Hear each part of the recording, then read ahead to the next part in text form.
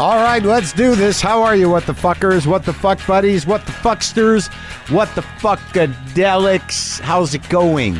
I'm Marc Maron. This is my show. This is WTF, the podcast. Today on the show, Sinbad. Don't dismiss the Sinbad. I ran into him at the airport a while back, and we talked about him being on the show. And it's interesting how you identify Sinbad in your mind or what you think of Sinbad. You know, my associations were a guy that will definitely wear some outfits, and he'll move around the stage a bit, and always seemed somewhat off the cuff. He's a fucking comedy monster, man, the real deal. And it was an amazing chat. It was amazing to get to know him and get to talk to him. Solid dude. And if you want to see him live, he'll be in New York City at the Resorts World Casino in Queens this Saturday, August 1st. The next weekend, he's at the Florida Theater in Jacksonville on Friday, August 7th, and the Capitol Theater in Clearwater, Florida on Saturday, August 8th. He's still out there, man, and he's in good form. We talked about him doing some music, doing just his whole process. Yeah, it's weird that I can do this show for as long as I've done it, but actually meet comedians that have a very specific journey that may be similar to others, but is uniquely theirs. And I've been having a lot of conversations, a lot of great conversations lately that I'll share with you, obviously, on the show. A lot of great people coming up, a lot of emotional conversations. I think I've cried more in the last 2 days for reasons that are beyond me. I don't know if something's giving way. I've heard of this male menopause idea. I don't know really what that means.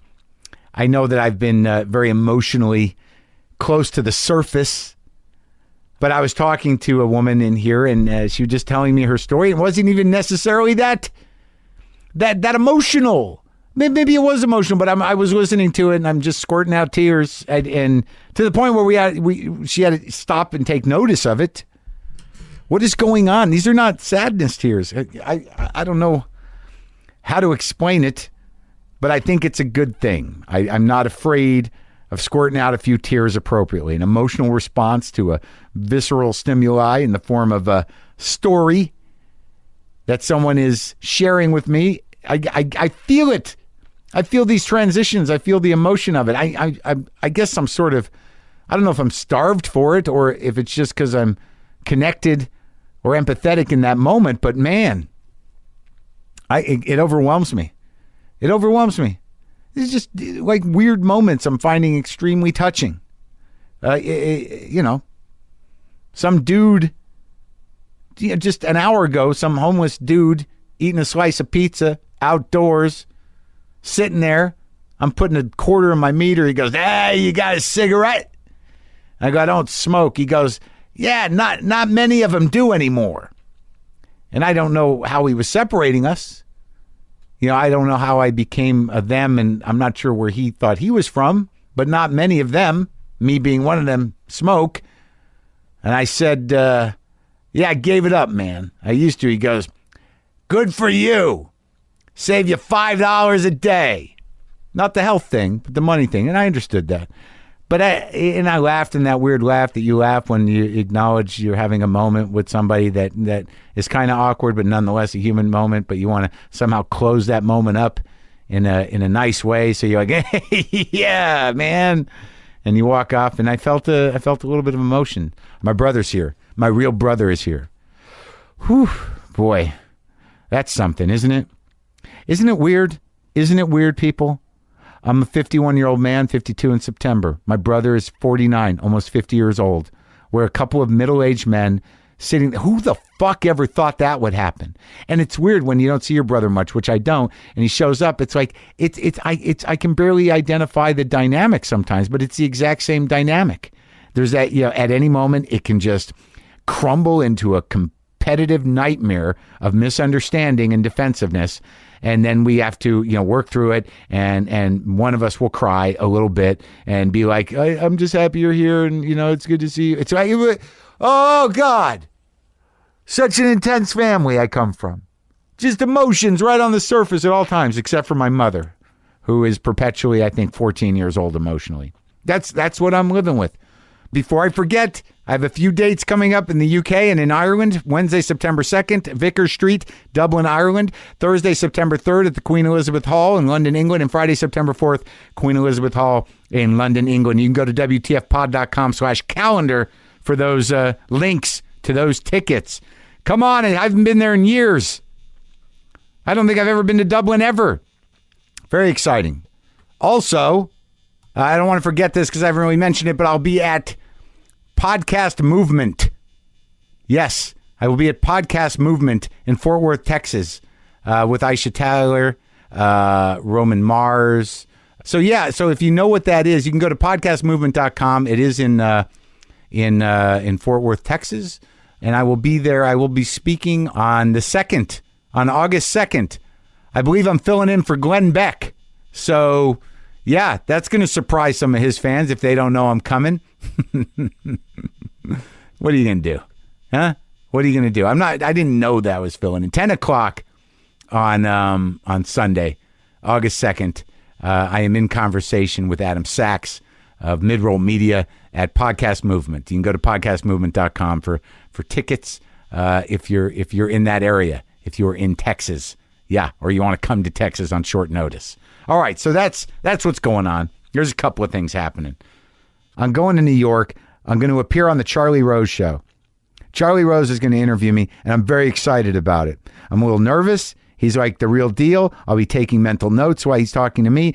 And I don't know if you've listened to me carefully when I'm interviewed by people who interview. Generally, I tend to try to shift it onto them at some point during the interview. I'm not saying that's a tactic or it's my plan, but I find it interesting to do that in the middle of an interview of me. I wonder if I'll do that with Charlie. I don't know when it's going to air. I will let you know. Deal? Deal. So I think I'm just going to go now to my conversation with Sinbad. Is that okay? Because I'm feeling vulnerable, feeling choked up. Okay? I'm feeling, oh boy. The struggle continues. All right, let's now enjoy a very fun and engaging conversation with Sinbad.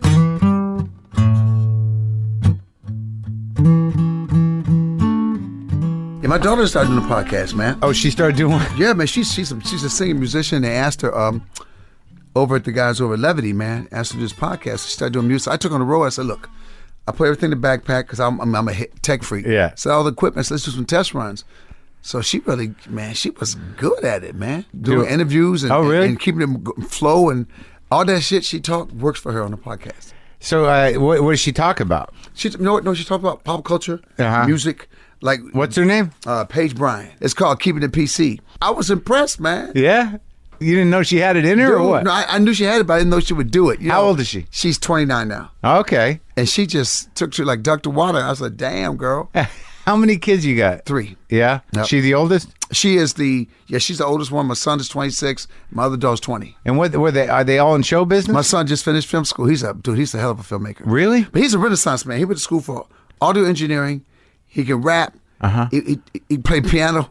He can produce music. Dude, he's just... And they all grew up in it. They all grew up with you.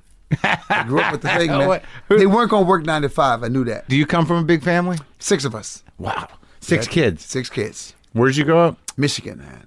Where in Michigan? Benton Harbor, Michigan. It's on the west side, closer to Chicago. I was on the Chicago-South Bend border. And what was it? What kind of world was that when you grew up in there? Crazy world. You know, it's funny, man. It's a small town, but like my town ain't no joke, brother. Yeah?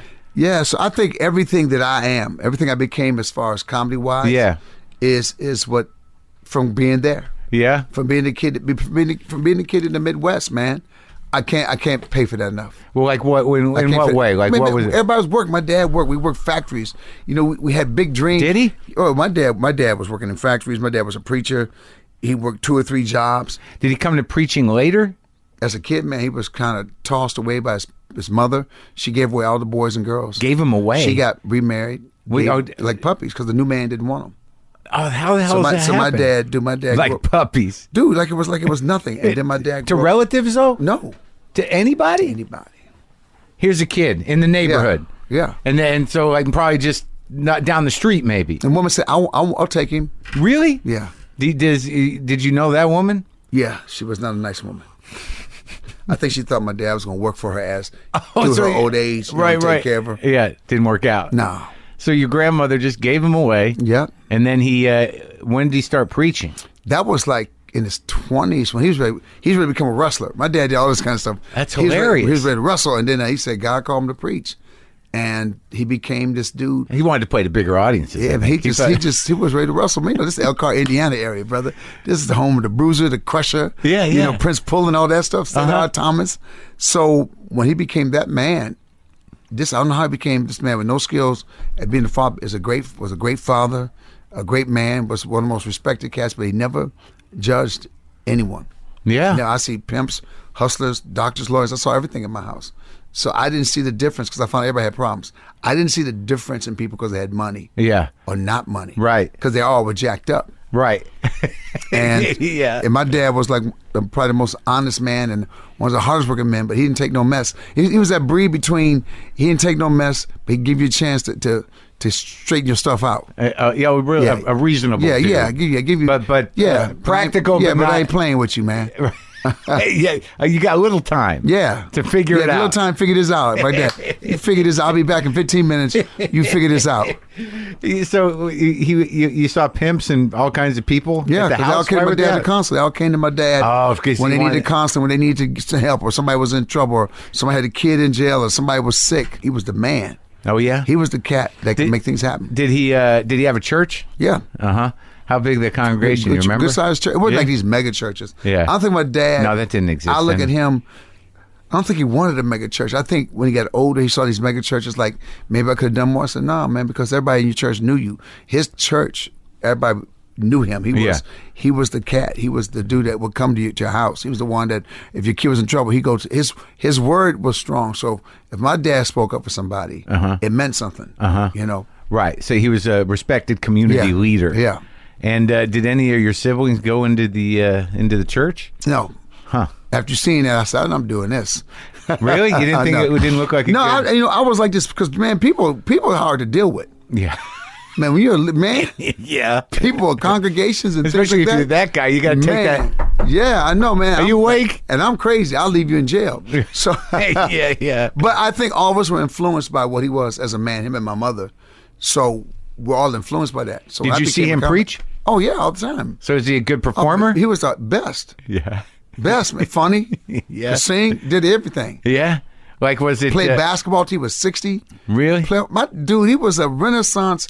They don't. What do I call that? That's that dinosaur man. They don't make no more. We are not that guy. Mm-mm.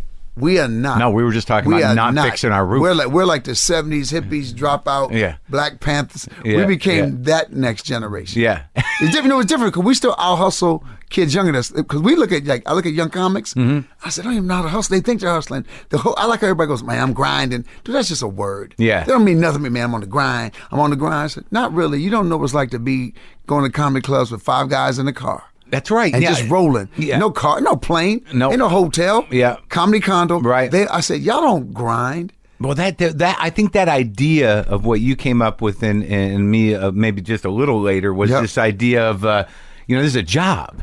The job is comic, not I do comedy to get something else. This is my career. This is who the job. Am. Right. This is because I don't want a job. Right. I did this because I don't want a job. I don't even think I would know how to do it. I always kept saying, man. Did you have any jobs? Oh yeah, I had many jobs. I worked, but like real jobs, like before comedy. Worked in factories. Nothing that was career like. Right, like I worked in an office. Right. So I'm walking away for comedy. Right. Now once I got kicked out the military, I was done with jobs. Right. Well, yeah, like I did restaurant shit. I did stuff. Yeah. But nothing was like, hey man, I was working at IBM and I decided to walk away. Yeah. I knew that wasn't gonna work out for me. I knew that was not you were just waiting for something to reveal itself. I can't be that guy like, Sinbad, can we talk? Can we talk to you? I couldn't have a boss. Can I talk to you? I quit. Yeah. I quit. I don't want to talk to you. I don't have a better attitude. Can I talk to you? I don't want to work harder. I don't want to work harder. I hate this place. Yeah. I hate you. Yeah. Well, I'm just pretending. Yes. I'm trying to get by. I know, I can't stand it. I knew fundamental authority. I wanted to play pro basketball. I was in bands growing up. I played drums. So I said, it was always going to be, I wanted to be that, that thing that was different. Yeah. I wanted to be that thing that people that work are like, oh, I wish I was him. Right. I wanted to be that guy. It's funny, though, because you weren't sure what it was going to be. Yeah. But you knew it was going to be about you. It's going to be. You're probably on the drums. It's going to be about me. I'm going to be, I said, and I'm going to be the best.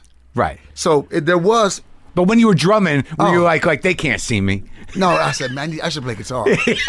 yeah. I got to be out front.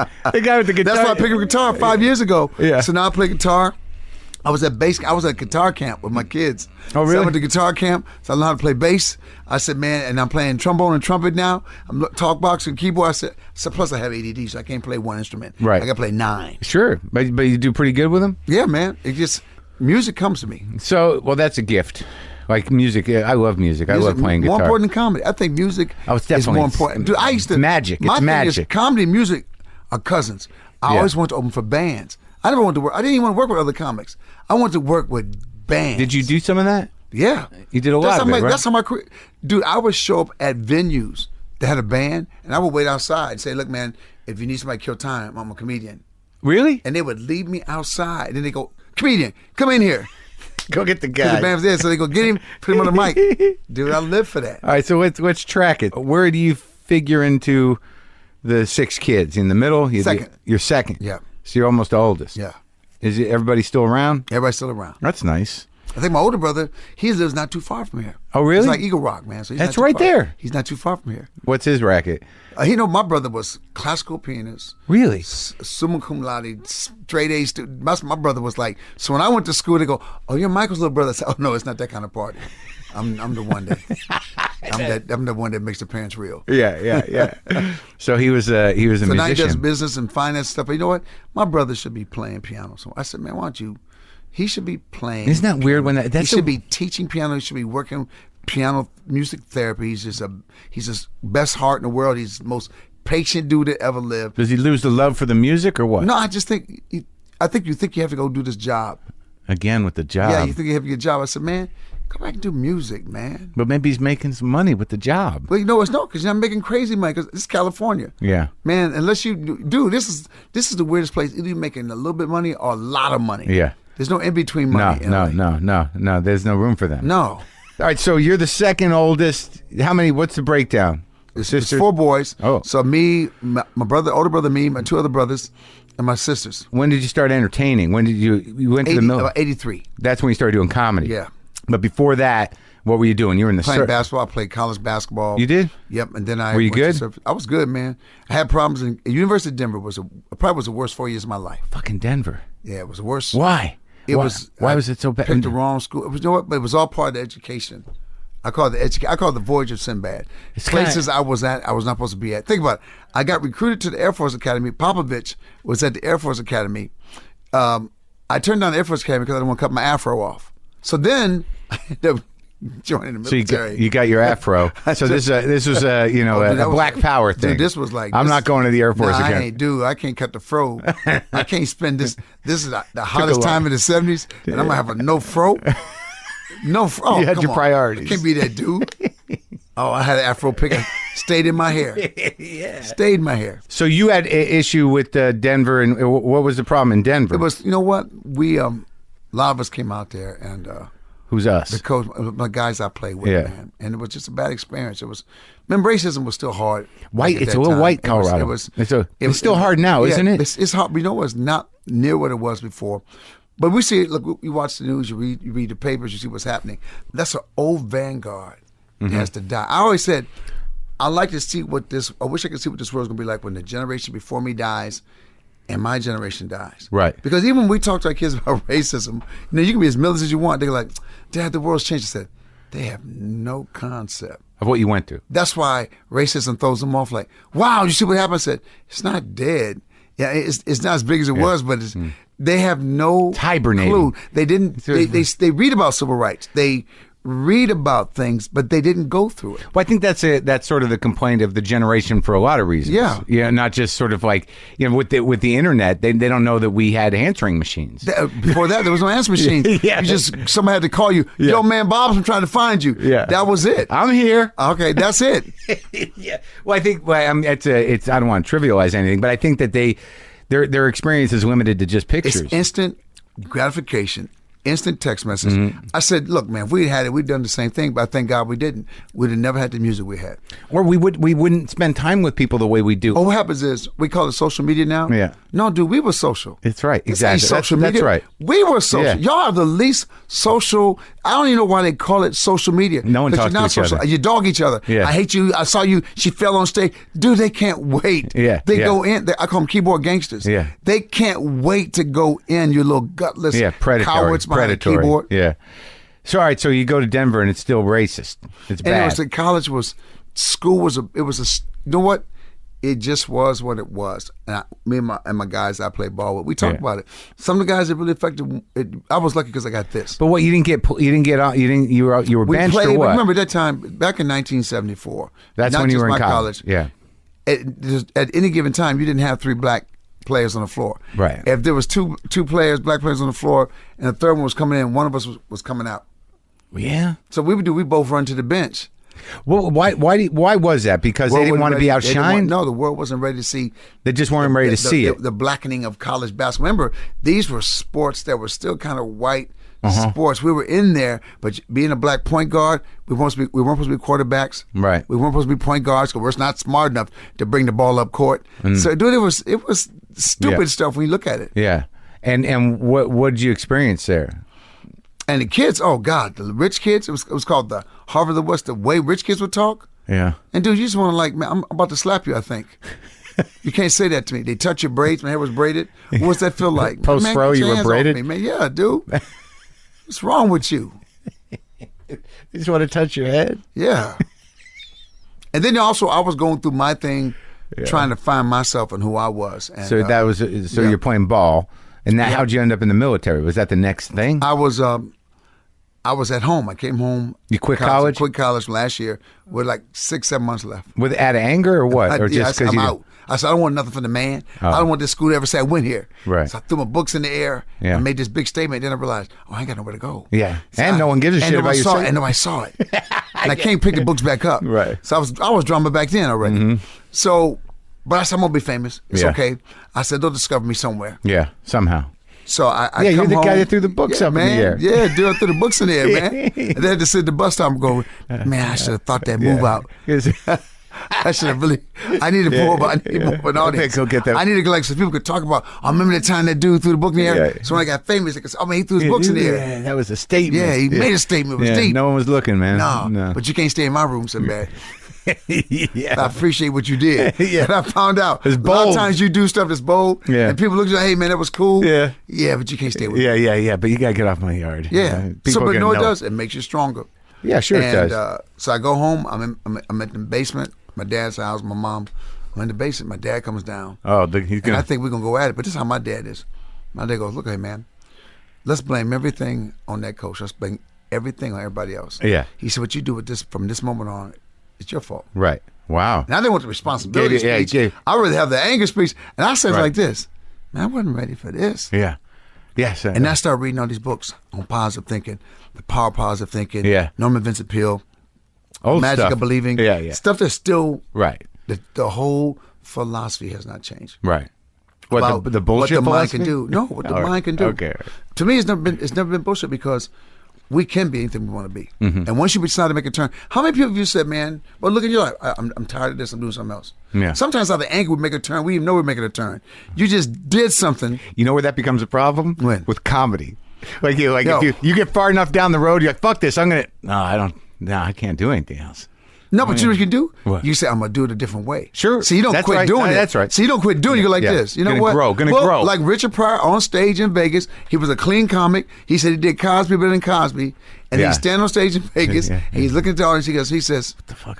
Fuck y'all. Yeah, and whoa, everybody went nuts. And he said he had to sneak off to the wrong side of the stage because the dudes were waiting for him. Right. So he had to go through this pipe and it tore his jacket off. Yeah. And he made that statement. Yeah. And they went to Oakland. He paid the price, which I love about it. I look at cats now when cats are being vulgar or whatever stage, you ain't paying no price. You get rewarded for it. Yeah. Cosby, George Carlin, Lenny Bruce paid a price. Cosby didn't. Well, Cosby did. It was always Cosby. Cosby came out, man.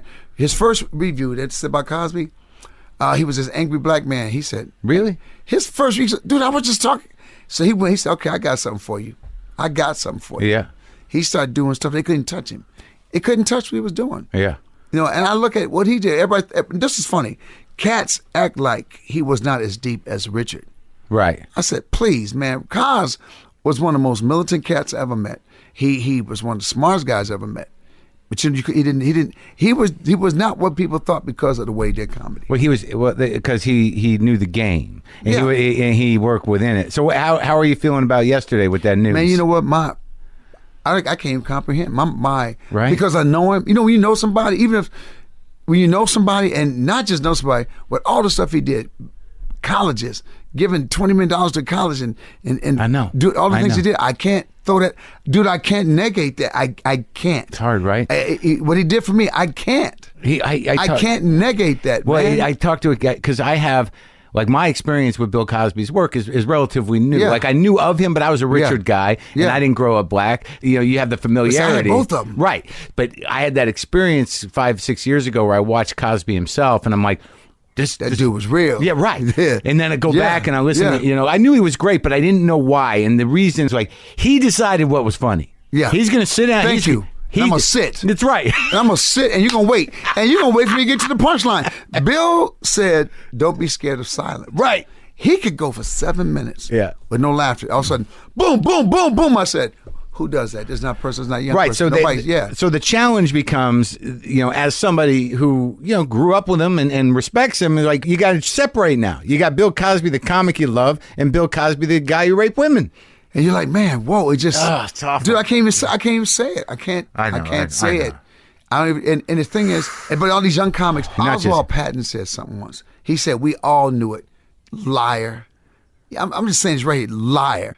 Tell me it was a joke among comics. Bullshit, man. That's a lie. Yeah, I didn't know it. That's a lie. I didn't know it. He said, well, we knew it. You didn't even hang with Bill, man. Shut up. Now, what's your relationship with him? What was it like with Bill? Yeah, he started you. Dude, my mentor. This is the cat that put me on a different world. This is the guy I got to hang out with and talk with. He's still my guy, man. Yeah. I watched how he worked. He showed me how the game worked. See, Bill showed me when I just found how militant he was, the stuff he had put up with, the stuff that he had to do. I said, man, y'all don't know. I told Cat, it's like there's a movie called The Spook Who Sat by the Door. This movie came out in the 60s about a black cat they thought was an Uncle Tom, but he was the most militant, crazy cat and started blowing up buildings and stuff. Yeah. Because people just decide what a black man, this is the funny part. Oh, if a black man wears a suit, he ain't black. If he wears a dashiki, he's black. I said, well, a lot of cats who infiltrated the Black Panthers were police officers who wore dashikis. Yeah. So you can't always go by what a cat's wearing. Right. Or how a guy talks. Right. Because some guys talk the most trash, do the least. Right. Well, Bill gave a college $20 million. I tell brothers, how much more blacker can that be than give Spelman College $20 million? How do you frame what's happening now in your mind? I can't. See, this is what got me. You know what the part that got me? How quickly people turned on it. Before they knew anything, people just turned. It's like they wanted it to be true. But now that we kind of know it is, how do you frame it? Like, I haven't framed it yet. Yeah. I'll never turn my back on it. Never. Yeah. I won't. Yeah. I know what it is wrong, but I won't. Because I saw so much right. You know, it's like. It's hard to explain what I'm saying. It's not. I understand. You know, it's got to be a horrendous conflict because I think everybody had the same experience. Even people who, you know, are outspoken about it, is that they have to deal with the same thing you are. They didn't know him, but they're like, I love that guy. Now he's a monster. What do I do? And I look more at, I see, damn, I hope it's like, does his legacy mean nothing? Does everything he did, positive, the TV shows, different world, does it all mean nothing now? Like OJ, you know. I think that's what's happening. And that's the part that makes me cry inside. Yeah. You know, that's how you'll be perceived. Yeah, he fucked it up. Especially by the ones who don't know him, you know. Well, you knew him, but there was obviously something you didn't know. Dude, this somebody, look. What? No, I know. There's things about me people don't know. Man. I know. I've killed but we've been talking about it for years. Yeah. Comics know, Sinbad. We all knew. We all knew he killed a couple people. But that was the road. Yeah, man. The old you can kill people on the road back in the 70s. So, all right. So what was the military experience? So you decided when your father laid it down, you're like, I'm going to join the service? No, it was, I'm at my high school. I was thinking about finishing school, becoming a coach. And I'm eating cereal. Doing the last semester. Yeah. Maybe back home. I'm eating cereal, man. I see a helicopter. I said, I think I want to fly helicopters. It was a Coast Guard ad on a box of cereal. Oh, really? So I was inspired by cereal. Right. So, I mean, we all were. I'm eating the cereal, man. I said, but you know what? I'm going to go to Coast Guard. I'm going to know how to fly. Yeah. But when I get out, I'm going to start my own service. no questions asked. I'll fly you anywhere, and I will deliver anything. So once again, I still went to my crazy world. Right. I'm gonna be this midnight. I was gonna call it Midnight Flyers. You call us, we ask no questions. We'll get you, because I had that adventure. If you got a it's body. That movie. It was that movie in my mind. Right. Body, drugs, whatever. Yeah. I'll get you there. Yeah. Just don't tell me what you got. Right. That was the no plan. questions In a helicopter? asked. It's called helicopters, jets. I'm going to do all this. Okay. So now, but I go to the AFES where all the military stuff is at.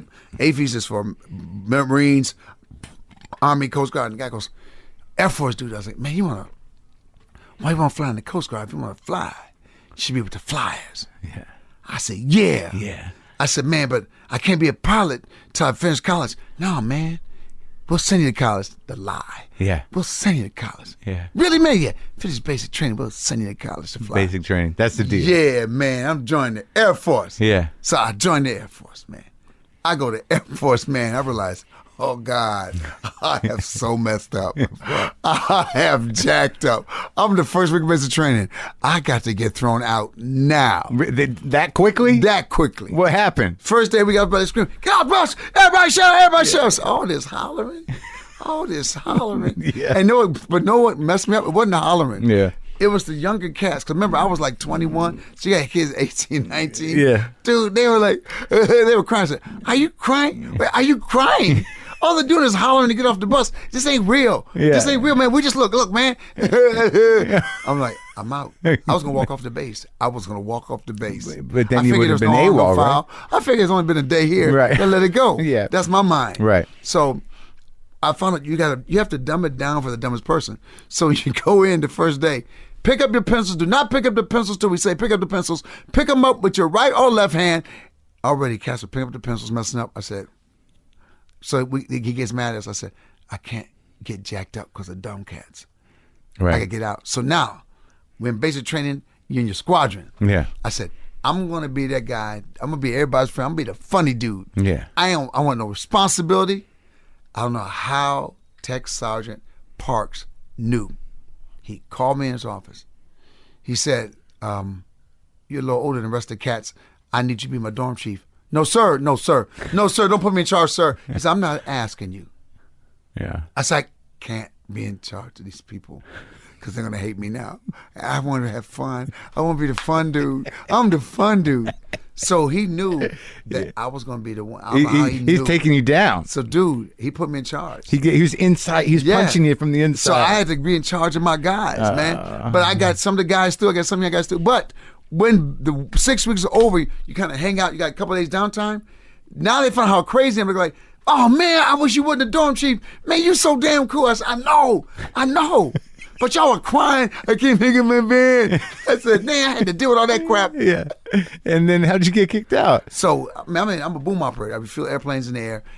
From the moment I was in, dude. You were flying? Yeah.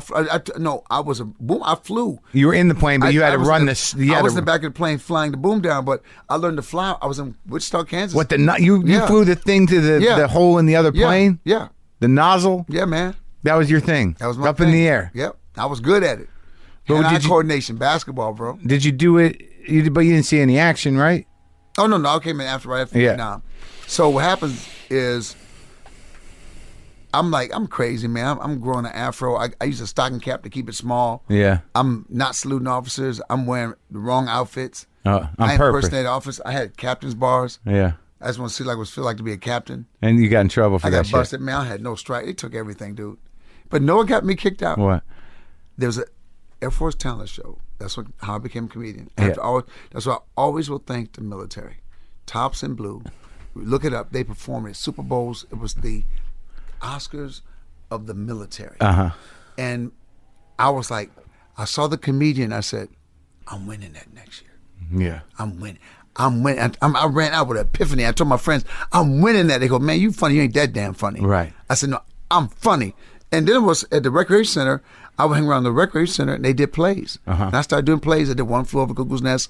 I got the bug, the acting bug. So who'd you play in that? I played Chief Bromden. You did? You did? I wanted to be the main character. Murph? I wanted to be Murph so bad. She said, no, you got to learn how to be quiet and silent and strong.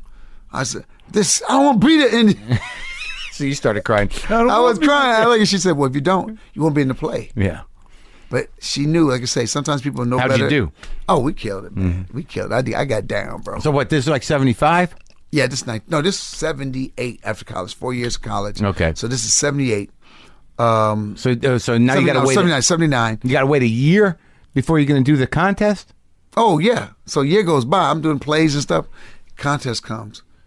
Dude, not only do I, okay, there's 2 categories, MC and comedian. Mm-hmm. I wrote all these jokes. I did this Devo thing for the comedy category. I was the only one in the comedy category. What do you mean Devo thing? Devo, remember the band, Devo, yeah. the band. We I are did this Devo. whole little, Yeah. because I didn't know this was comedy, what I do. Yeah. I thought you had to write a sketch. Right. So I was got to Doing write a a sketch. bit. So I did the Yeah. Devo thing, and I had silver paint on my face and everything. I committed. Yeah. I didn't get enough points to beat me. I lost in the comedy competition, and I was the only one in it. But the MC category came up, and John Salem, who was doing the music from Nashville, and I always hang out and talk crazy. He said, "Man, let me see your jokes." He balled them up through the trash. That's what you doing? He goes, "Man, that ain't funny. You're funny." I said, "What? That ain't funny. You're funny." Yeah. And then the curtains opened. I said, "Oh no!" Yeah. And I just started talking trash. Yeah. And the base commander's falling out. Everybody's falling out. So I won. So now you go command level. So we drive, all of us, we go to command level. I drive the whole way because I'm talking. I got ADD, so I don't need to sleep. Yeah. So we get there. I won. I set a record. What do you mean? So for points, score. Yeah. So now You killed it. the rest of my crew has to go home because none of them made it. Yeah. So I go to worldwide competition. This in the Air Force? Yep, worldwide competition, Barksdale, Louisiana. So man, show how life works out. I didn't even know this world existed. Oh God, man. The entertainment world of the Air Force. Yes, it's real, baby. Yeah. So luckily, I'm the last, I think how fate works out, I'm the last MC of the week. Well, there's a guy there who's done it. He's won 3 years in a row. And Yeah. when they all got there, they, "What's up?" They're all hugging each other because they hadn't seen each other in Right, years. so I can't. So I hug people too. "Girl, I ain't seen you." And they're pulling back. "Girl, I ain't seen you." Yeah. They're, "Who's this crazy dude?" Yeah. And I'm like, But that's psyching him out, yeah, I said, right? I'm a singer. Not tomorrow, I was a singer. Uh-huh. So you have rehearsal time. Man, I'm in there singing terrible. And I'm telling the piano player, "You are not following my key changes." Yeah. He goes, I can't. You want me to fail. So they're like, "That guy's a jerk. He's a nut." And then Edleen Bailey, Philip Bailey's sister from Earth and Fire, says, "You can't possibly be a singer." She said, "What do you do?" I said, "I'm a comic. I'm just messing with people because I don't like how they hugged each other like they were special." Yeah. She says, "I'm watching your show." Yeah. So man, Willie the Wiz is MC. "Man, you gotta have a gimmick, man. You gotta have a gimmick." So Willie the Wiz, he would wear wigs and stuff. He goes, "Man, Sinbad, you gotta have a gimmick." I said, "Okay." We go to a costume shop in New Orleans to get the Willie the Wiz. "Man, you gotta wear this cape." I said, "No, I think I'm wearing that Playboy costume." Yeah. No, man, it ain't. No, that's what I'm saying, man. Like a bunny man, costume? Yeah, I got a bunny costume. Yeah. I said, "I'm wearing a bunny costume." "Man, you can't, man. Dude, you can't, forget, don't get a costume." "No, you told me I need a costume." Yeah. I'm wearing the bunny costume. Yeah. So Bobby was a dancer. Bobby was 6'2", cut up. Bobby was gay. So nobody wanted to room with Bobby. So all the guys, I said, "I room with Bobby." "Man, you gay?" I said, "Y'all so stupid. Did you see the girls he danced with? Yeah. He's gay. He don't want none of them. They all belong to me." Yeah. So now they go, "Oh," I said, no, too late because y'all don't think it out. Yeah. Right. So Bobby, man, is showing me some dance moves. But I put on the Playboy bunny costume. I said, "Bobby, man, my butt's out." He goes, "I got some tights." So he gave me some white tights to wear. Yeah. So I got these white tights. Yeah. So I'm the last one up. I walk out there to get ready to go out. I got this Playboy bunny costume on. Yeah. Tom Edwards is still in charge. Thousand Blue go like this. What are you doing?" I said, "This is my gimmick." Willie the Wiz told me I needed a gimmick. Willie said, "I didn't tell him that." He said, "You can't wear that." I said, "Then I have to be naked because I have nothing else to wear." So I just wore it for the intro. I went out and wore it for the intro.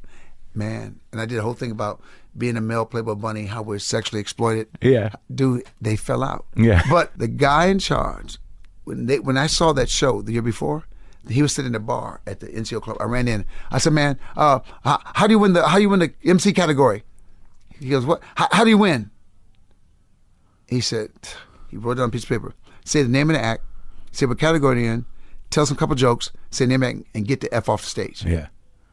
I wrote it down. Yeah. So I came back the next year, I showed it to him and said, "This is what you wrote for me." He said, "Man, you the first kid." So dude, I went out there and did exactly what he did. They said, "Do you have a routine?" I said, "No." "Liar." I said, "Give me anything to talk about." So right before I walk on stage, they would give me a word or two words. I would go out and do a routine on that. Yeah. And they're like this. Tom Edward goes, I don't care if you win or lose, I'm taking you. So, dude, they scored everybody so high. I had a perfect score, but they said they scored everybody so high, they said they had to re-look at it without looking at me. Oh, right. So they ran the tape back, but they wouldn't look at me bring intros just so they could see the act. Oh, they're too funny. Yeah, so I was like this. But I didn't pay any attention, man. They got Bob Hope's manager. It's one of the judges. All these people do it. I'm just doing what I do.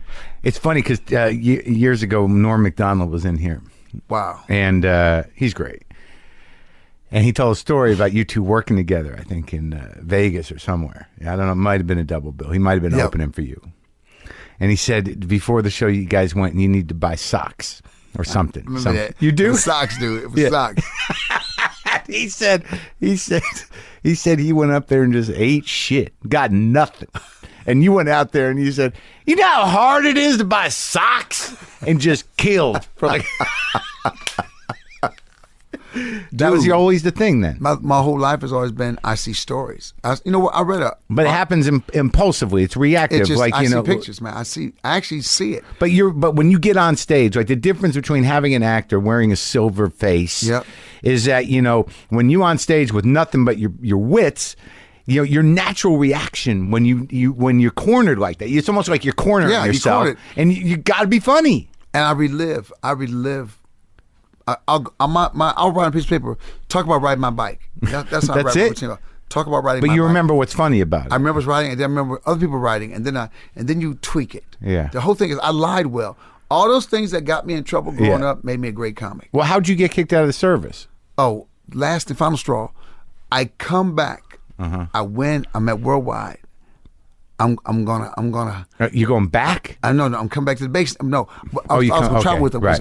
If I traveled with them, my time would have been up in the military. I was going to travel, so I called my base. He said, "Call your commander up." I said, "Look, man." I said, "I won." I said, "I'm the best." He said, "What?" I said, "I'm the best." He let me go because he thought I was going to make a fool of myself. I said, "I'm the best." I said, "It's good for the base. It looks good for the base and the command." He says to me, "Well, sometimes we know we're supposed to win the award, and we have to suck it up and inside know what we're worth."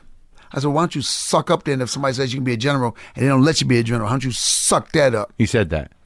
Yeah. He said, I'll see you. I said, maybe. And I went AWOL. I left. I went to Atlanta, Georgia, enrolled at Georgia Tech. I said, I'm going to grow a beard. I'm a black man with a beard. They'll never find me. And my mother and my father called me, what have you done? I said, I'm in college. So you dropped out of college, was in college. You joined the Air Force, have you turned the Air Force down? He said, son, have you seen the pattern? My dad said, have you seen the pattern? Yeah, I'm just a little behind. I said, but I'm going to do computer science.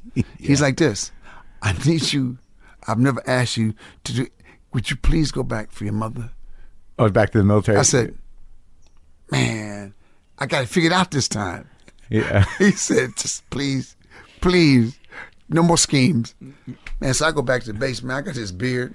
How many months later? I was gone 3 months, man. Yeah. So I go back to the base, dude. And all the SPs, the security police, and my friends like this, dude, man, we supposed to arrest you. I said, then arrest me. Do you want to change clothes? No. So I get back. There's a new base commander. Yeah. I get there. He goes, do you know this you military stuff, you blah blah blah blah blah blah blah blah blah. I'm like, yes sir. And all the guys are watching, damn, he broke Sinbad down. I said, yes sir. I said, now, that was a good speech. And see how I was like, I did my part like it affected me, and you did your part, then I did my part like it affected me. I said, now, can I go get some sleep? Yeah. He goes, what? I said, that was good, you did your thing. And I said, oh God, please don't hurt me. Yeah, I did my role. I said, can I go sleep now? So they locked me up. Yeah. So I said, cool. They put me in the stockade. That's sleep for me. Yeah. So they got me locked up. So the next morning, you're supposed to get up early, go clean the base. Well, they ain't going to kill me. So I'm like this, I'm not going. Yeah. They go, what? I'm not going. They go, come on, Sinbad, don't make me be the one. I'm not going. The rest of the person, we're not going. Sinbad's not going. No, we're not going. They said, get him out. So all the other guys in the stockade said they're not going? They said they weren't going. This is a prison revolt. Yeah, yes, revolt. So they took me out of the thing and put me back. And they said, you will sit here and you will do duties, and they started initiate kicking me out the military. Right, but fortunately, what you did was just belligerent. It wasn't criminal. No, I was always short of criminal. Right. So then I wanted to get a Section 8 because I always like MASH. Yeah, I thought it'd be cool to get a Section 8. Being crazy, and they're not gonna give Colonel you that. Brooks, brother man. Yeah, saved my life. He goes, you want a Section 8? He put me where the mental people were at. And mental people know when you're not mental because they all gathered around me. I said, I gotta get out. I can't. I said, okay, you Really? win. I don't want Section 8. Really? He put you in the hospital? Yeah, he said, okay, you want to be Section 8? That's how that works. Yeah. They're all like this. Hey, who you? I was like, oh my God, I'm gonna lose my mind in here. Then you really need a Section 8. So he said, I need you to shave. Yeah. It's called 3510. Yeah. Everything's. I said, get some new pants. Everything's. And when you're gonna talk every day. Now you're not gonna get a honorable. You're gonna get a general under honorable conditions, because I can't get you an honorable discharge. But not dishonorable. No, so I got general under honorable conditions. Which means you just a smart ass. It just means you got issues. Yeah. A smart ass. Yeah. So, when I got kicked out, I said, they threw me out. I'm sitting across the street. I got my duffel bag, everything. And I said, you know what? This is the lowest I can go. So I can't go nowhere but up. I said, this is the lowest I can be. You had to work. You had literally put your mind to getting kicked out of the military. Yeah. When you were doing fine, you just didn't want to deal with it anymore. You know how I got kicked out? He said, my boy, there was another cat there. Like, man, you want to get kicked out? Quick? Yeah. Say you want to stay. That's the military. In the middle of it. So I went to my commanding officer.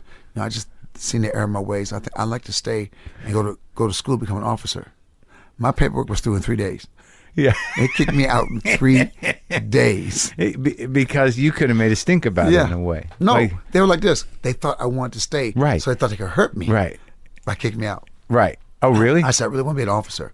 I said, I've seen the error in my ways. I said, I just realized. Oh, so you think you acted that up? So you thought, like, we're going to really crush this guy. I said, I think I could be an officer like you guys. Yeah. He said, what?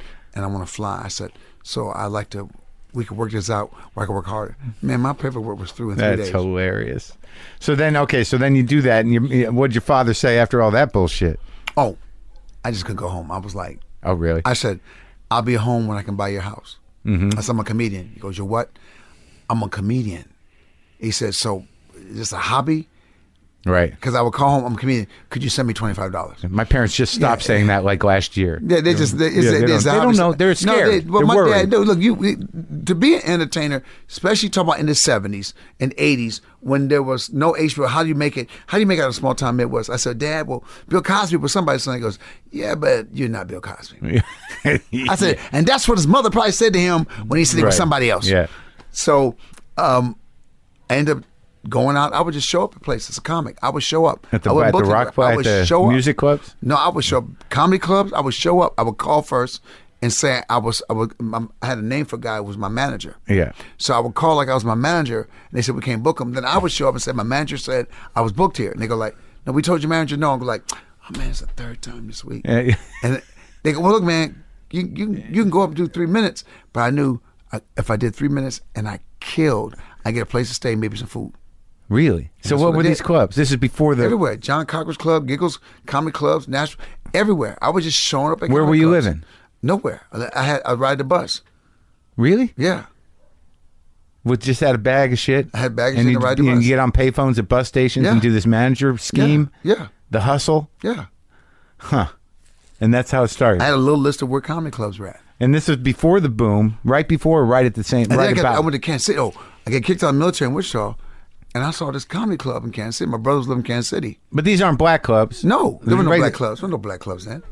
No? No. The first black club I ever saw was Maurice, Gold Coast, in St. Louis. But this is after I became a comic. Right. It was only one night a week. There were no so black this was like clubs. just those the 80s clubs. Yeah. Remember, they were everywhere. Yeah. All over the South. The clubs were... Dude, if a club didn't work as a club, they made it a comedy club. Right. They always had a night for comedy because comedy was booming. Right. So Kansas City? I get to Kansas City. But before I get there, though... I'm just showing up places. Now, what I did do early, showed up at nightclubs. Yeah. And one guy said, man, I can get you in. I can manage you. Dude, we get to the club, this nightclub. Hey, look, they didn't even know him. I said, dude, stop. No. This dude is funny. He needs me on stage. And I said, man, just stop. They go, okay, man, he can do some time. I want to do time. I said, dude, you're fired. You weren't even hired, and you're fired. So the DJ Star Child, man, he's DJing. He got the headphones on. Yeah. There's a microphone with a cord about this long. Yeah. And all of a sudden, the guy whispers to him, Cutie Pie, number one song in the country. Ark! Yo, dude think he's funny.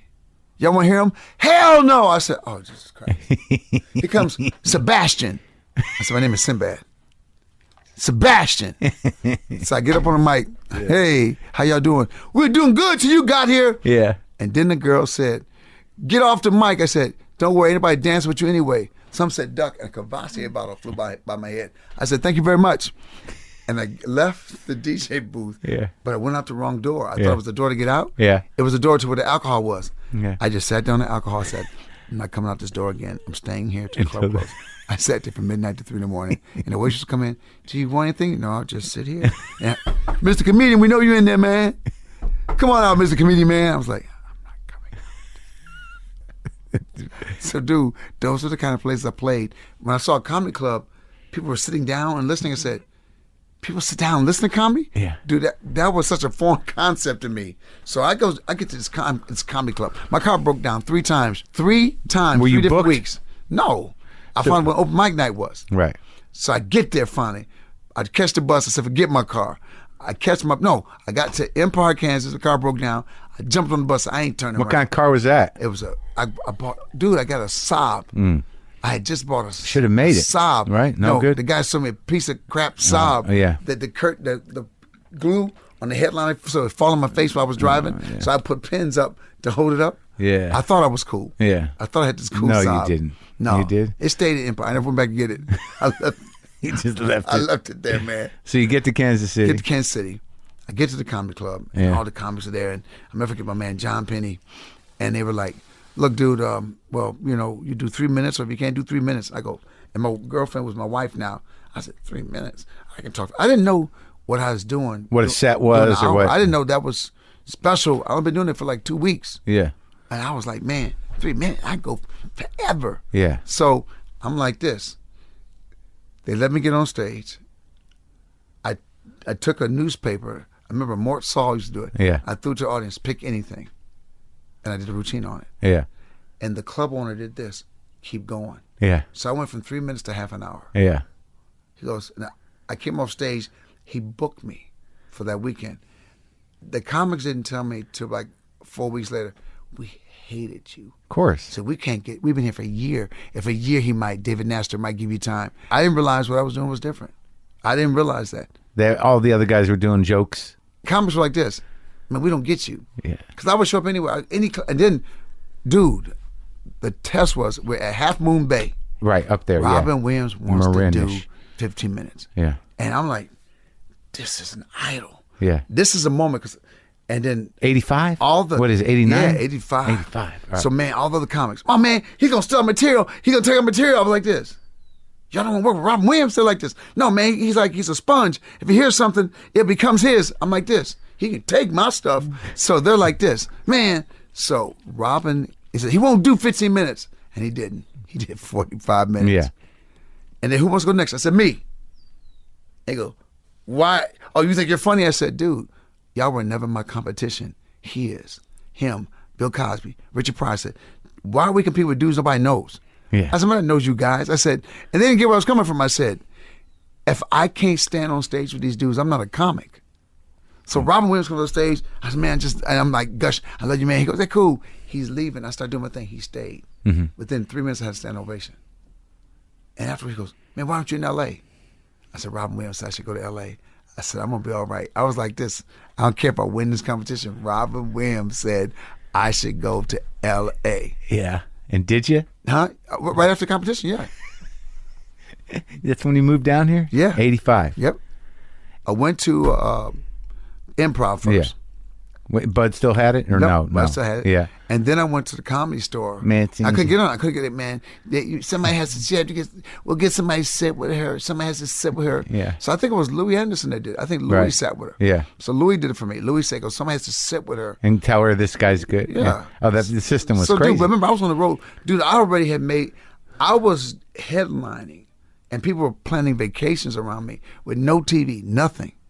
So by 85, 86. Yes, in 1 year. Yeah. So I got to L.A. I'm like, I ain't here to prove nothing.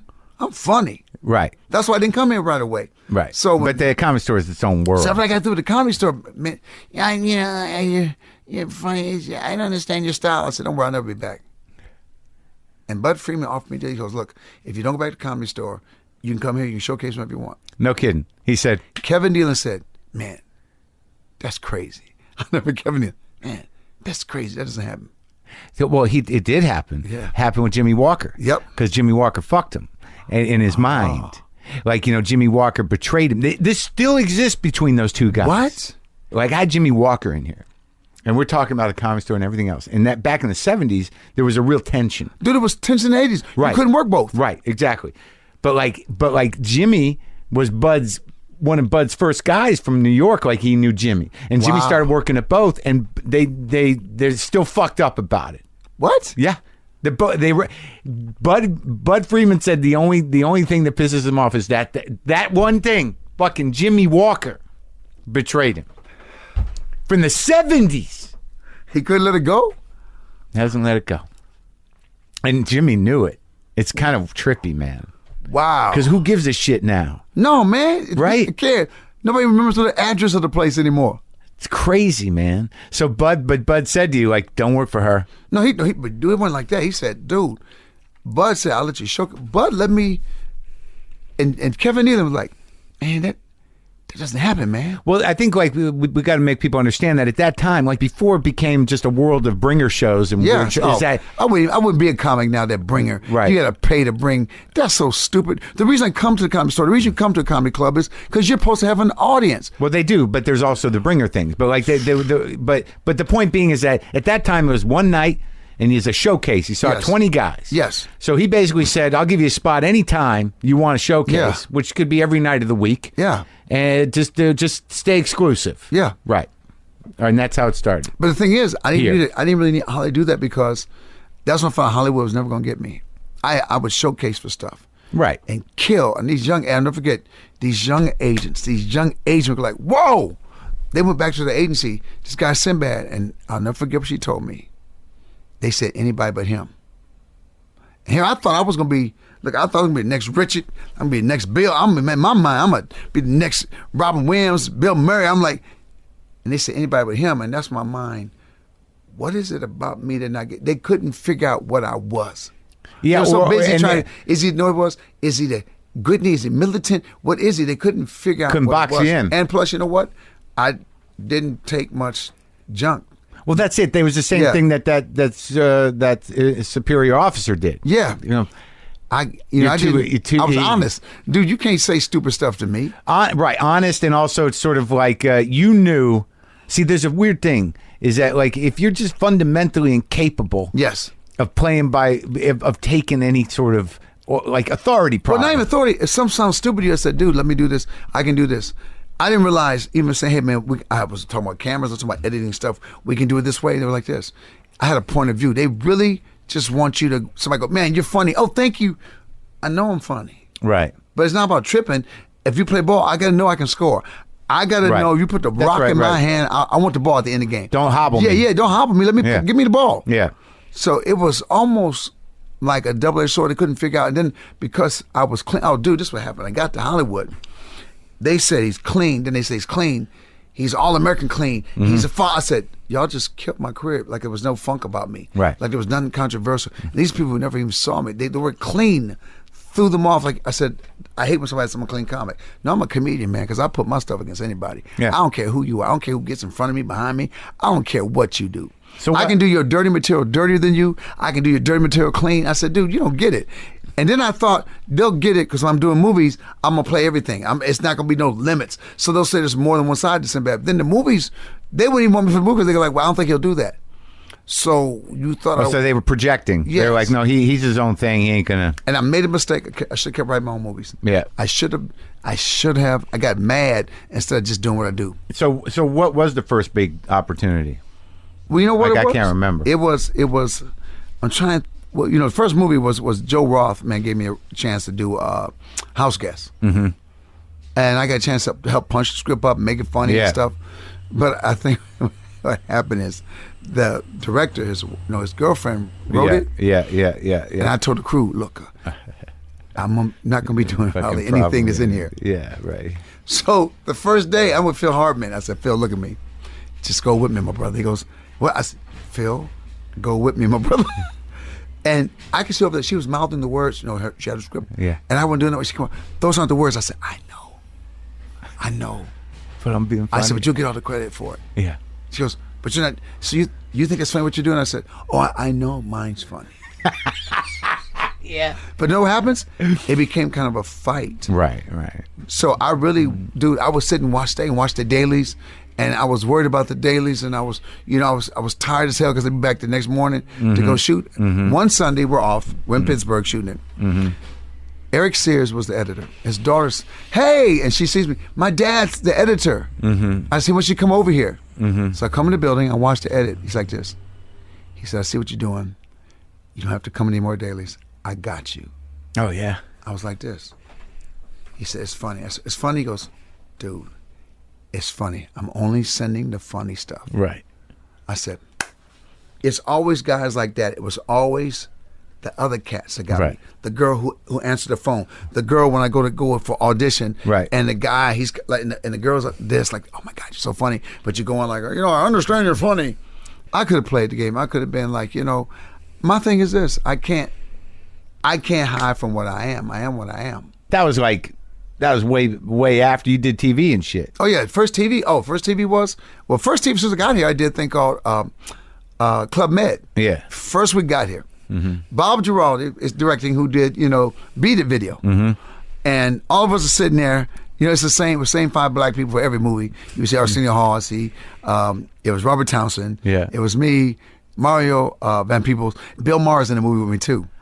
So man, when we auditioning though, what made me know, I said, God, I wonder if you always wonder if you can act. I said, the kiss of death when a comic can't act. Yeah. So dude, I went in and I read, and Giraldi says this, because the part of this guy, he's a comedian also. Yeah. So he says to me after I read, the problem is not your acting.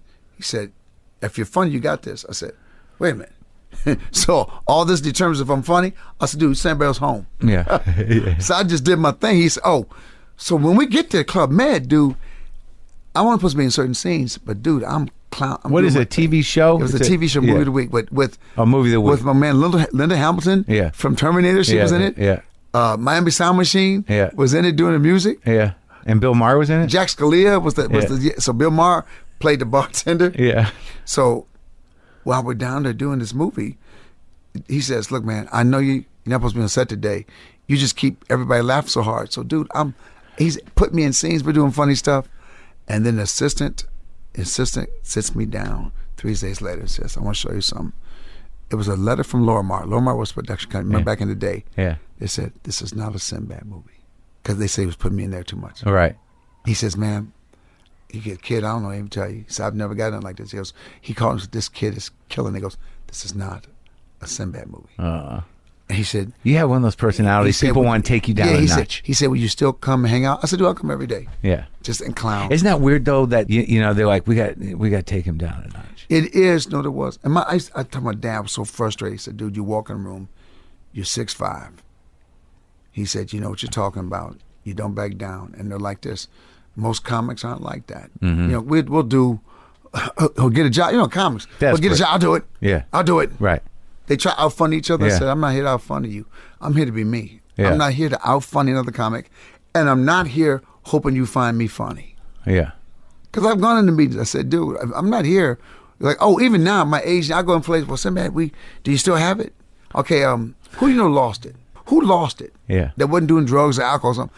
What comic did Milton Berle lose it? Did George Burns lose it? Who lost it? Right. Don Rickles, did somebody lose it? Right. But they didn't realize you're on the road every week. I said, I don't know if y'all realize this. I work every weekend. Yeah, I saw you at the airport. They don't get it. I saw you at the airport with your guitar case. I got my guitar case in my home. I said, I work every weekend. I'm having a ball being a comedian and playing music. Yeah. I'm probably having more fun playing music because I run to a club to play music right after. Oh, yeah? Yeah. And you work with Red Fox? Yes. First TV show. I played Red Fox son.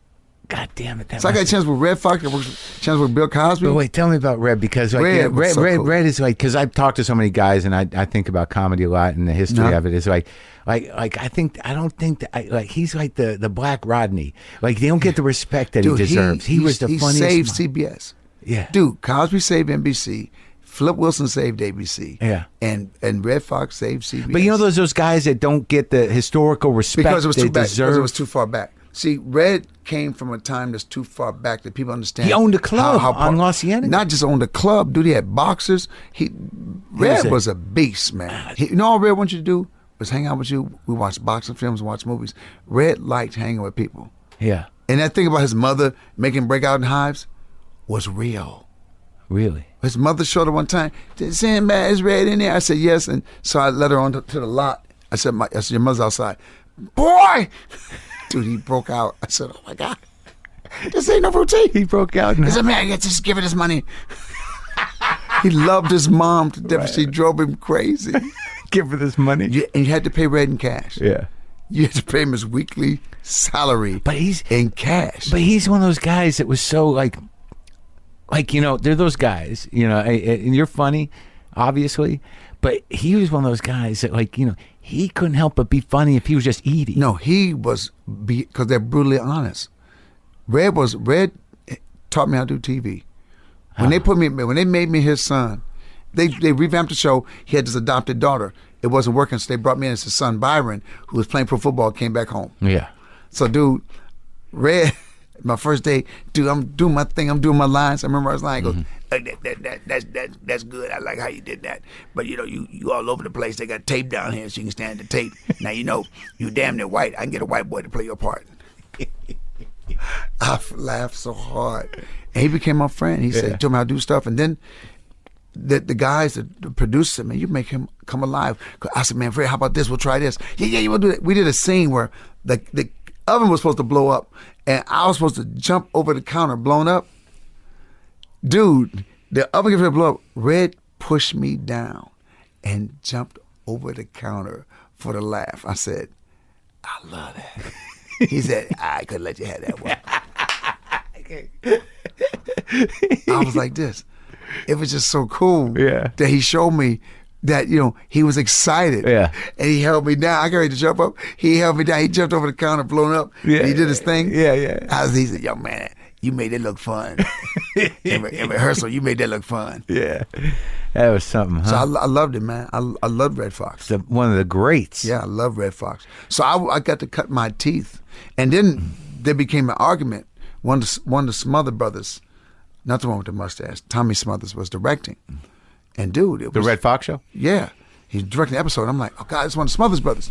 So I was doing some little stuff, improv thing. He goes, that's not funny. And I didn't know how to say it. I said, oh, no. The cast and crew, the crew, if you got the camera people laughing. Yeah, that's it. I swear everybody's kind of laughing. He says, I said that's not funny and it won't be in the show. And he stopped being Tommy Smothers to me at that point. Yeah. And I did this. I said, then maybe you don't know what funny is. And I said, Red probably gonna fire me. And the whole room just got quiet. He said, you know who I am? I said, if you forgot who you are, I can write it down for you. And I even get directions to your house for you. So you really pushed it. I said, plus I never saw you do nothing without your brother. Yeah. So I truly don't know how funny you are. You saying this shit? I'm saying this shit. Because now I'm going in. Yeah. Now I'm going in. Uh-huh. Now the other side of me comes out. Boom, boom, boom, man. I'm slinging. I said, no. I said, how was that? Was that funny? And Red comes over. All right. He said, Tommy, we going to keep what he did. Because you about to get knocked out, I think, by this young man. And Red Fox says to me, don't ever change and don't ever back up. He says, because it was funny. He said, I just want to see how far you would go to stand up for yourself. And then Leon, my boy, the stage manager, said, don't end your career this week. Right. He said, man, it's going to get worse than this sometimes. I said, but dude, why would somebody fight you about being funny? Yeah. I didn't get it yet. I didn't understand the egos. And what happened? What was the outcome of? Oh, it was in the show. It was funny as hell. And he only directed one episode? He directed one episode. Oh, so it wasn't like he wasn't there every day. This is my shot. Yeah. This guy's just a day player. I'm going to take him down. I don't care who he is. So he looked at me, man. It's the way he said it. It's the way he said to me. Sure. I said it's not funny. It'll get cut out. I said, well, cut it out. Yeah. You think that scares me? You cut me out? The show didn't last. No, the show made it through a whole season. Did you remain friends with Red? Yes. Till he died? The day he died.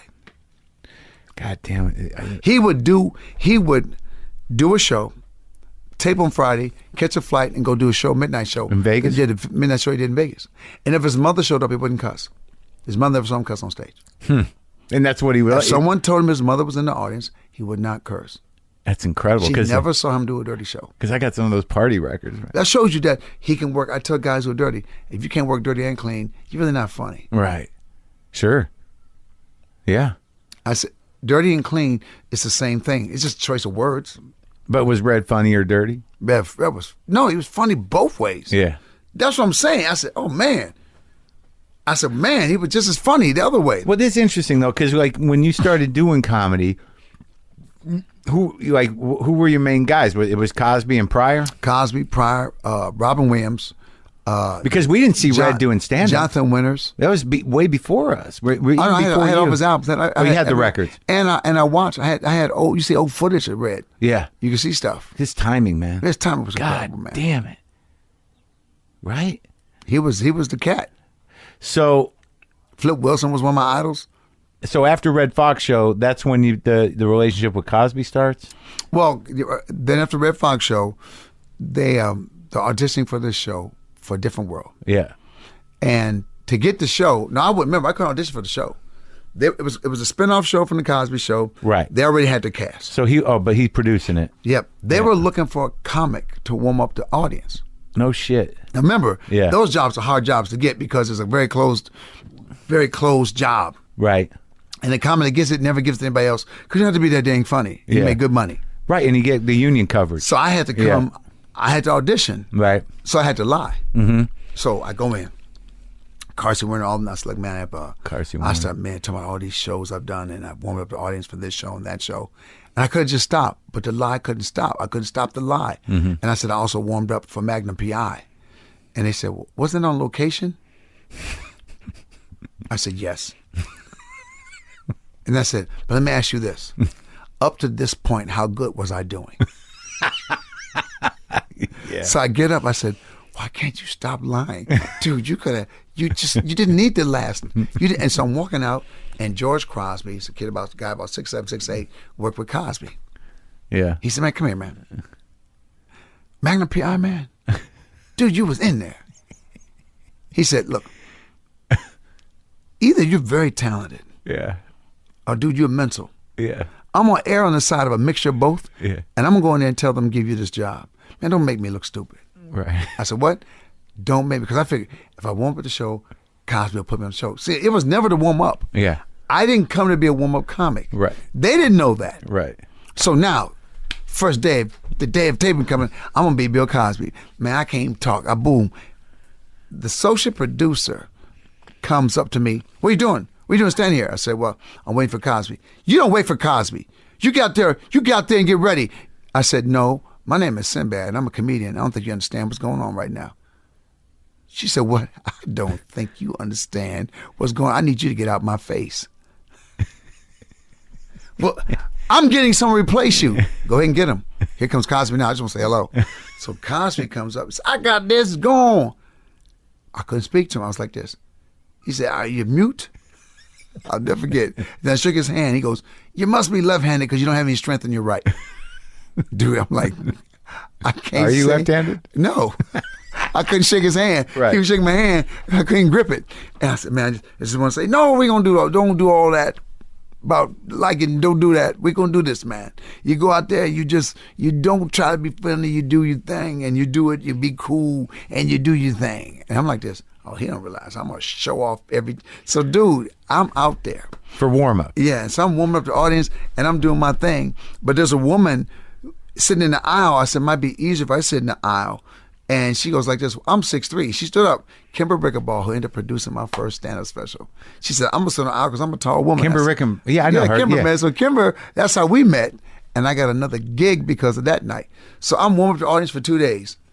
Cosby takes the mic and said, this man should be on TV. As he goes, and I don't play. He hands me the mic back.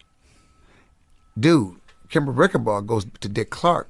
There's a show called Keep on Cruising, and said, I knew you weren't looking for a black host, but I found the guy who should host your show. So I'm like this. If nothing comes out of this, Cosby said I should be on TV. Mm-hmm. Well, 2 weeks later, man, I get how do you find my address? I got a ticket and an invite. I'm doing the Cosby Show. I'm like this. How do you find my house? Yeah. It was a ticket, hotel information, come to the Cosby Show.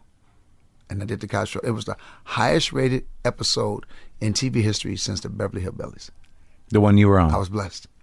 But Gilbert Godfrey is about I played a car salesman selling him a car. Mm-hmm. So I get there. He goes, huh? What'd you think? I said, man, I just appreciate this opportunity. He goes, now you ain't gonna act like this the whole time, right? You're gonna be funny, right?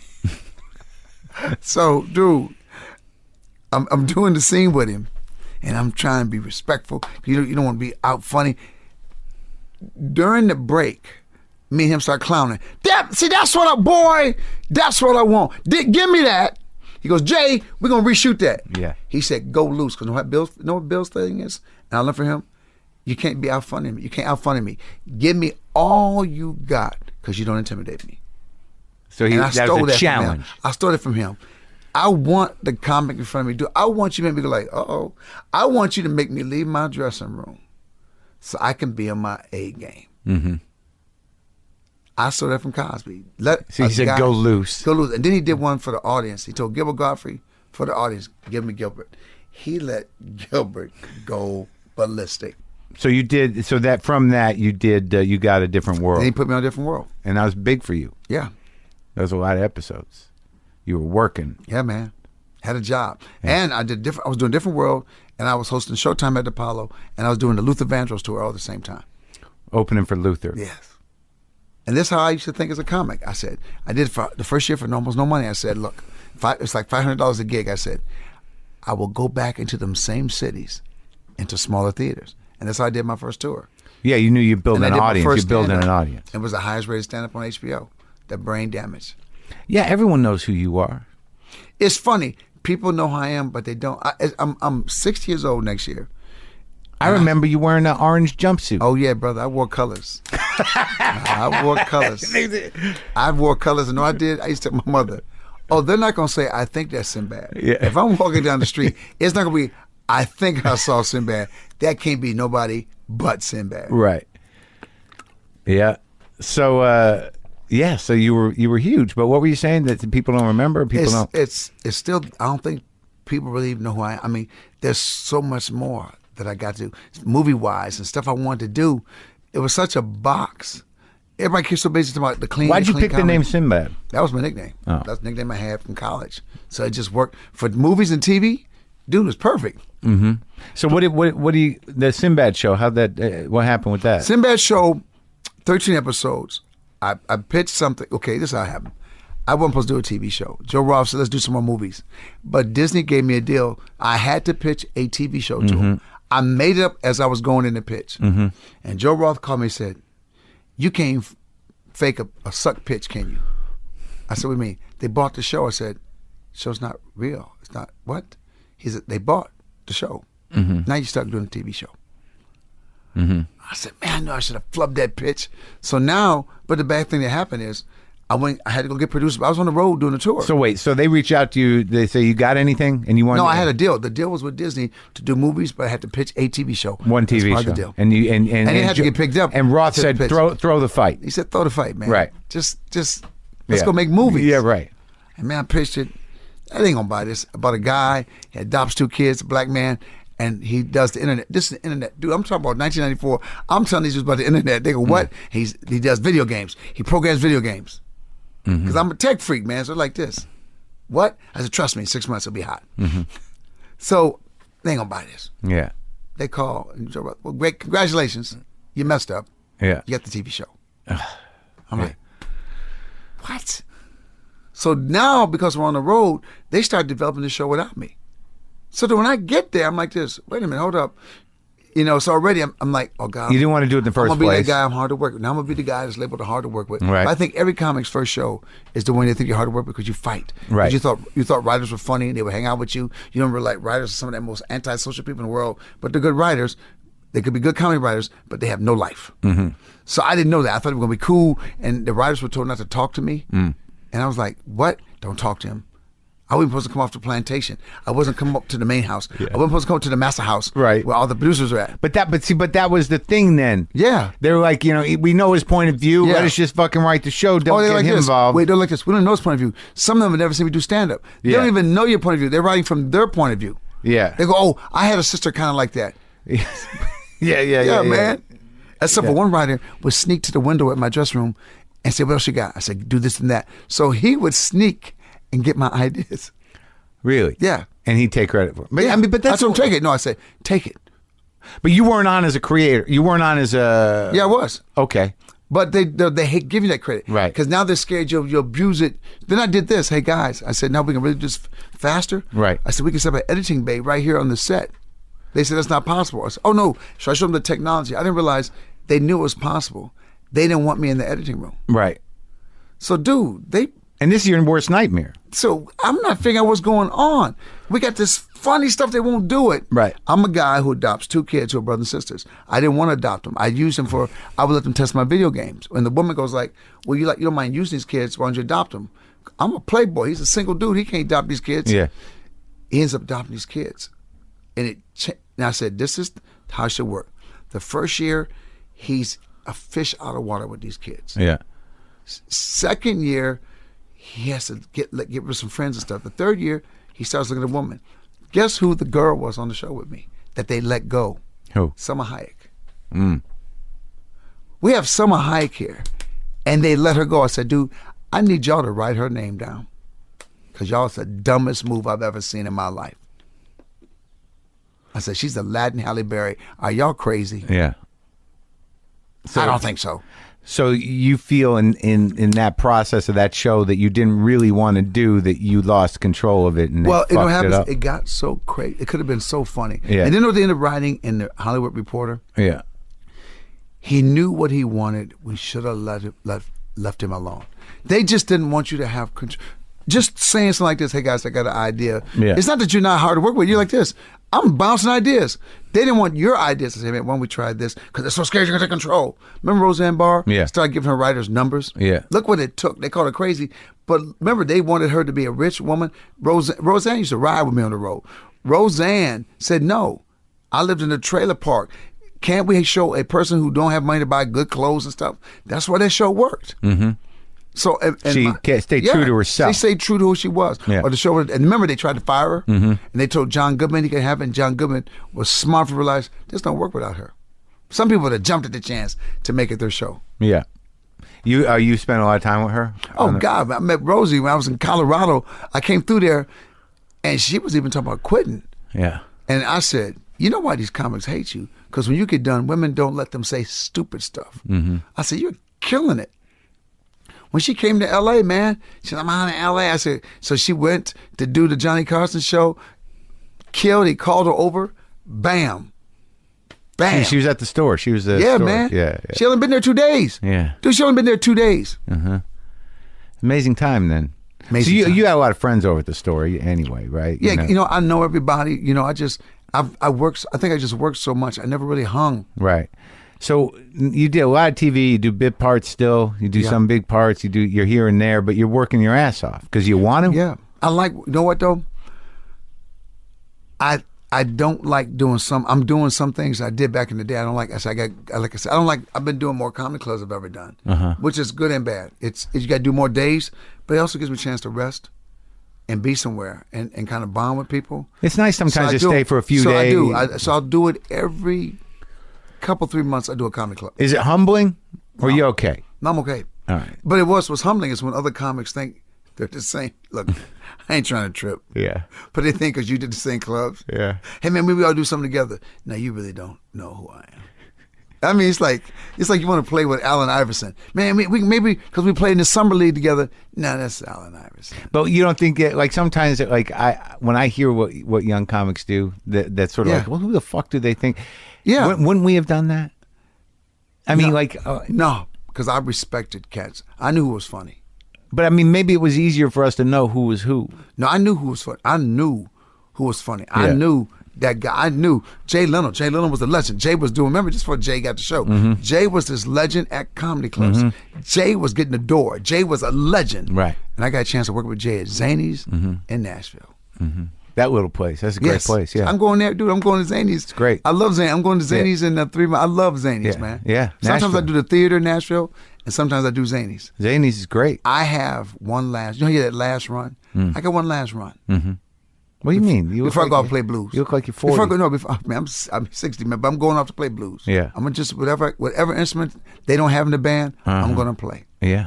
I got a band called. I love it. I have a band. I have a band called the Stank Nasty Band. Yeah. Dude, we do funk. But I never played with people. I was sitting here and played with people. But then, like, when I start playing with people, I'm like, your life changed, didn't it? Oh, yeah. I tell people, you got to get out your room and go play with people. Yeah, it's great because you realize not all about me.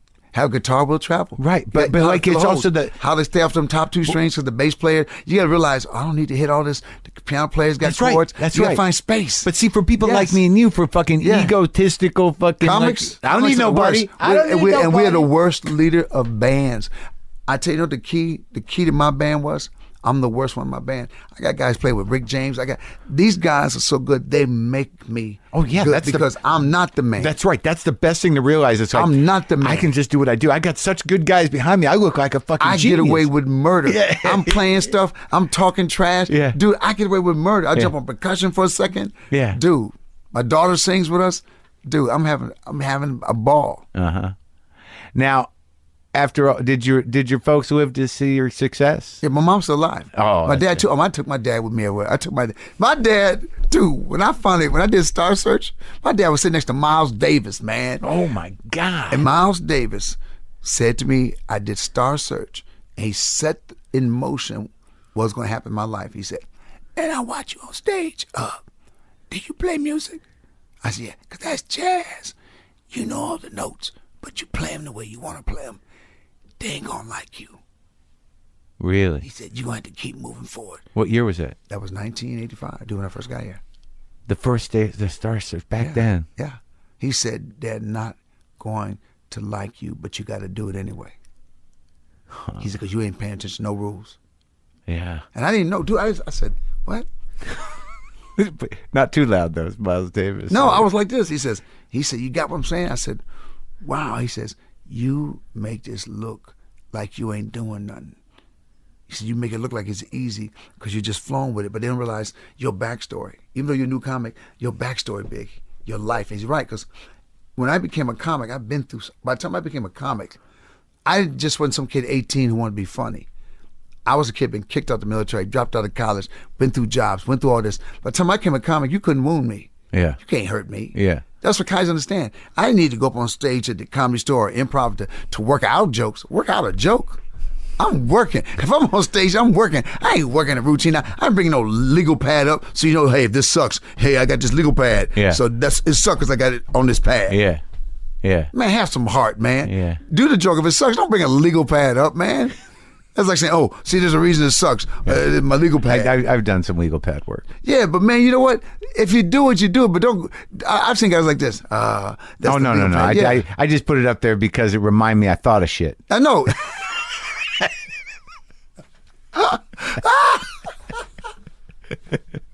Oh, that's funny. I knew I have that shit I thought My about. My stuff was on I have a napkin. Yeah, right. Talk about running. Yeah, no, I do that. That's what mine looks like too. Yeah. But I got millions of fucking pieces of paper. I went through a box of shit. I'm like, do I need to save this napkin? I do. I take typewriter paper. I cut it in half. Yeah, and dude, that's it. Dude, that's my sheets. Yeah, that's it. Dude, that's my sheets, man. That's my sheets. That's it. And then I go, where did I put that sheet at? Yeah, that's it. So what I do now? I take pictures of it. Oh, that's good. With my phone. That way, if I ever lose the sheet, I always have it. Oh, shit, that's a good idea. Take a picture with your phone. That way, if you ever lose it, you got it. Oh, that's a good idea. Yeah, man. Why can't we write on paper? We write, but we lose it. I don't know. But like, there's always this part of me. Because it goes to the book bag. It goes to the book bag. Go like this. Oh, no. I put it in the book bag, and then I put it inside this book. Then I got on the plane. Yeah, it's gone. And I don't know where that sheet of paper is. Right, but what, for my entire life, I've been like, I should get more organized with this shit. But did you ever get to? If we were ever organized with it, we'd be comedians. We'd lose the edge. And I know that sounds like a cop-out. Yeah. Every one of us has ADHD, all comics. Yeah. I read a book for the first time ever said, it's not a disease, it's a gift. Yeah. They've been telling people that ADHD, it doesn't mean you can't focus. It means you won't focus on nothing you don't like. And that's what makes comics special. Don't like it, ain't dealing with it. Yeah. Don't like it, ain't dealing with it. It's a gift to be able to know I don't want to do this. Did you ever? It's a gift. Yeah, no, I agree. Did you ever do that thing though? It's like, I'm going to sit down with this stack of shitty napkins, and I'm just going to put it all in one place. Like I've gone periods. Yeah, I did. I moved it. I moved it. Yeah. Then I tried to type it out, but I thought about something else. As I was typing it up, a TV show came on. Look, man, I was typing it up, and then I said, "Wait a minute. Oh, I was going to type it up before. No, now it's 9 o'clock at night." And I typed up 1. Yeah. Well, right. But the thing is like, even if you type it out, it's like, okay, but I'm never going to look at that shit again. Where am I going to go get it? I typed it up. Yeah, I'm done. Like, the napkins, like, I save them and they're around, but once you do the bit, it's done. You're done. It's in. The best thing about the napkin thing is, I tell people, this is how organized, as organized should be. You got a box full of napkins. If you walk into the comedy club, just grab some napkins. Don't know which ones you grab. Yeah. And that's what I do tonight. I actually stand on stage every time before I perform. I said, I have no idea what I'm talking about. As I'm walking on stage, my first joke is coming. Yeah, I like that. I've walked on stage like this. Oh my God. Got nothing. So I've done. I'm honest. I tell my audience, I have nothing. Yeah. What do you want me to start? Yeah. And say something, boom, they boom, love boom, it. boom. They love and it goes, and it goes. They love it. I said, tonight you are my writers. I'm not paying y'all. Yeah. But they like it. Yeah. They love it. Tell me where to go. Now the audience loves it. It's always comic. I tell comics, don't ever listen to comics about your bits and look at their little comic face. Like with sort of like, that's what you got. I'm not impressed. Yeah. But I love comics though. I like comics when they're not on stage with me. Right. I like comics when we're eating breakfast. Yeah. I like comics when we're in the car going somewhere. I like comics when somebody tries to lock us out of a club we can't get in. Oh, we coming here. I like the boldness of comics when we ain't doing stand-up. That's right. We living life. But that's the funny thing about it is like, we get this privilege. Yeah. You hang around with all these brilliant motherfuckers. Yeah. And just go eat. Yes. You go to the movie with some brilliant motherfuckers. And talk about everybody we hate. They're like trying to work in it. And talk about everything we hate and the people who brought our food that we hate. Yeah. We get to talk about everything. Everything. That's why we shouldn't have to get therapy. We are therapy, man. That's right. For everybody. We are therapy, bro. Yeah. That's our job for the culture. Yes, that's what we do. Yeah. We're the court jester. That means we can get killed at any moment. Yeah. At any moment, the king off with his head. Yeah. So we got to go like, man, we're almost like this, man, I hope he don't call me up today. Yeah. He's having a bad day. Yeah. Oh, let me go do my thing. Because only comedy is the only art form that the act of doing it is the act of learning it. This is the only art form. You can't go to Berkeley School of Comedy. There's no Berkeley School. And if people take comedy classes, I do. Yeah. Okay. Good luck with it. Yeah. But my thing is this. This is the only art form. I think I'm funny. Really? Okay, get up on stage Monday for 3 minutes. Yeah. Okay. What? Dude, it's like saying, I think you can drive. Look, man, I'm going to give you the keys. For 3 minutes, drive as good as you can. Yeah. And then tomorrow we'll do some more driving. Yeah. You learn to play an instrument. I can practice before I jump on stage with my guitar. Comedy, dude, I think I'm funny. Really? Hey, guys, there's a guy who thinks he's funny. No! Yeah. And they put you on stage. And it's the act of doing. Yeah. It's a boldness that no other art form has our boldness. Great talking to you. Right on, man.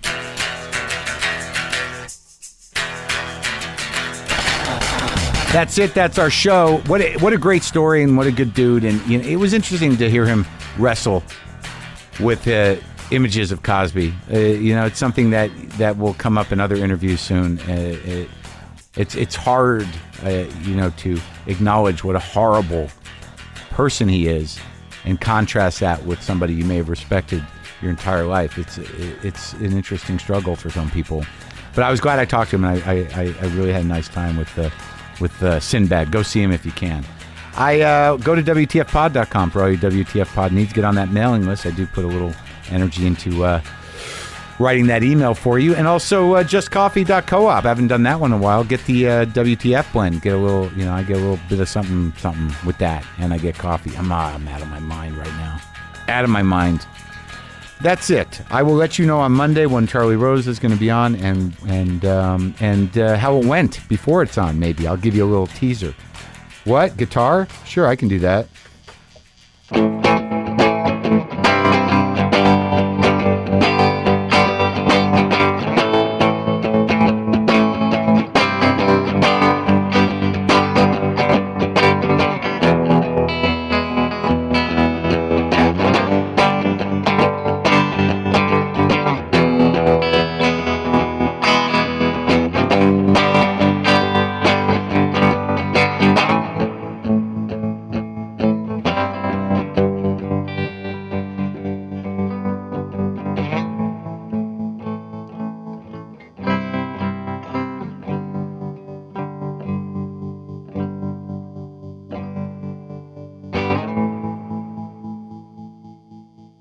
Boomer lives!